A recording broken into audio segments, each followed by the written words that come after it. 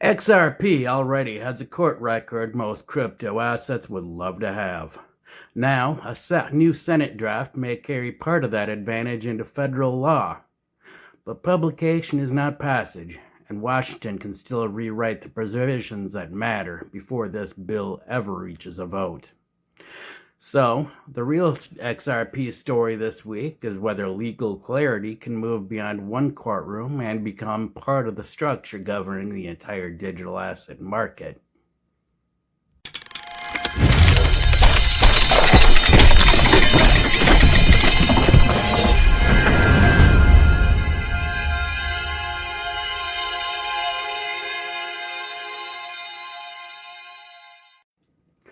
Welcome back to CoinOps. Today is Thursday, July 23rd, 2026. On July 22nd, Senator Cynthia Lummis released an updated version of the Digital Asset Market Clarity Act. The proposal runs 616 pages and combines work from the Senate Banking and Agricultural Committees. It follows a 15-9 banking committee vote in May, but it remains proposed Senate language rather than a completed act of Congress. 7 Democratic senators immediately responded that the current version remains inadequate in areas including consumer protection, ethics, illicit finance, conflicts of interest, and market integrity. They committed to continue negotiations and work towards an agreement. That distinction matters. XRP already trades on major exchanges. Regulated investment products already exist. The lawsuit is over. What this legislation may provide is something different, a national framework that allows exchanges, custodians, brokers, and other regulated firms to rely on statutory language rather than interpreting the boundaries of one court case. Its economic impact will depend on whether clearer rules produce adoption, capital inflows, and sustained demand for XRP.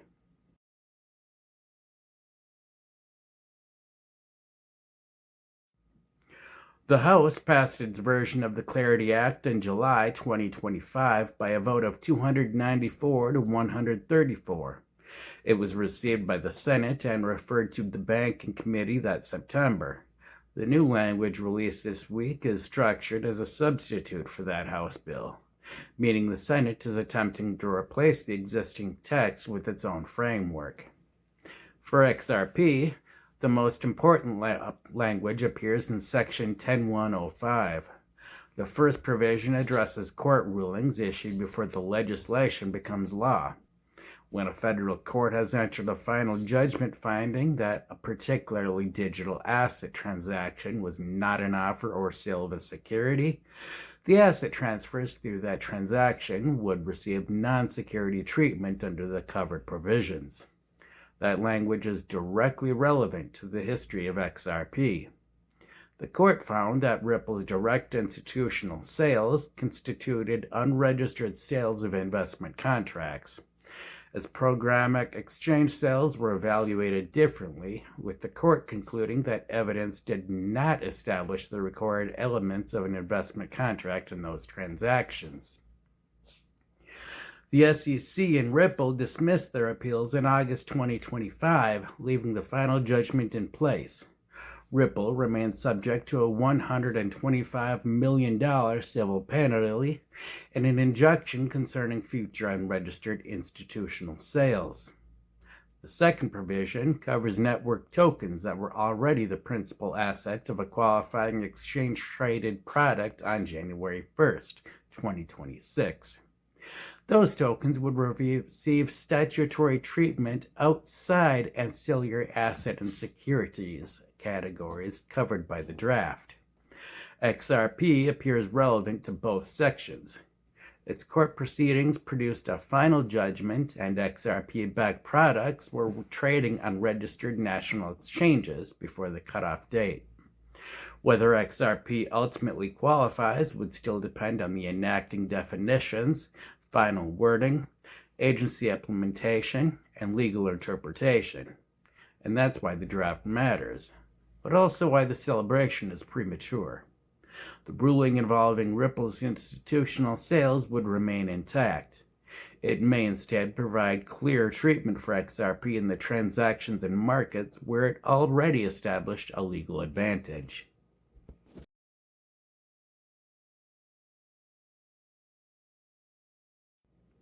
The market response has been restrained. As this episode was prepared, XRP was trading near $1.13, up modestly over the previous week.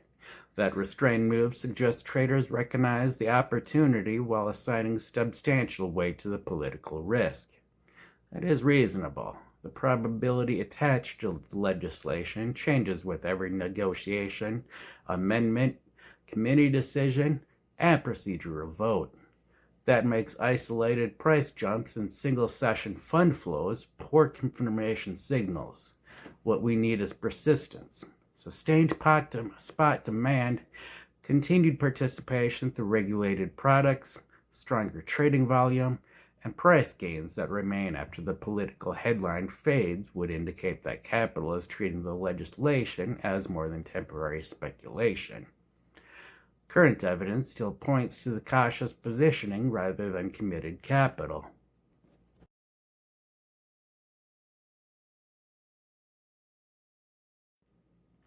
Institutional access to XRP already exists. The Rex Osprey XRP ETF began trading in September 2025. The 21 shares XRP ETF followed in December, giving investors additional exposure through traditional brokerage infrastructure. That changes how we should evaluate the Clarity Act. The bill's potential value comes from reducing uncertainty around what institutions may do after entering the room. A regulated firm must evaluate the entire operating environment around XRP. That includes custody, exchange registration, transaction structure, disclosure obligations, counterparty risk, and which regulator has jurisdiction over which activity. A court decision can answer part of that analysis, but it remains tied to the transactions and evidence considered in that case. A federal market structure law can create rules designated to operate across companies, products, and trading venues.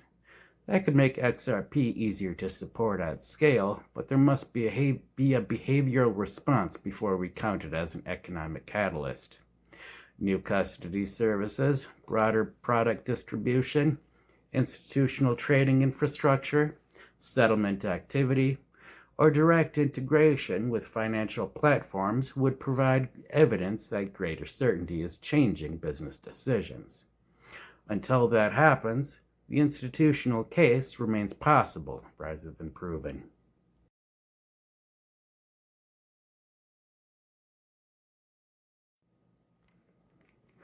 While Washington worked on legislation, development on the XRP ledger continued. Clio version 2.7.1 was released on July 20th.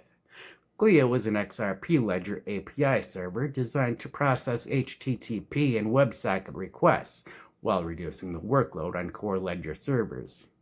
The update moved Clio to libxrpl version 3.2.0, added support for the Fix Cleanup 3.2.0 amendment, and included additional bug fixes. The amendment addresses precision and rounding issues affecting single asset vaults and the lending protocol.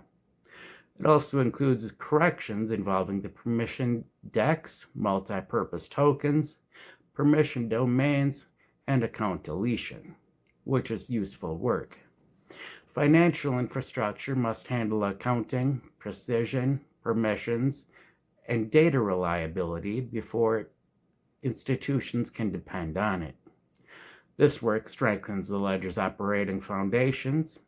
Its economic relevance begins when developers, users, and financial platforms put these capabilities to work. Sentiment creates a different risk this week. Supporters may treat the Senate language as though XRP has already received permanent protection from Congress, and opponents may dismiss the entire process because several senators rejected the current version. This accurate position sits between the two extremes. Text is meaningful because it is very specific. The opposition is meaningful because passage requires a political agreement that does not exist yet. That tension defines the week.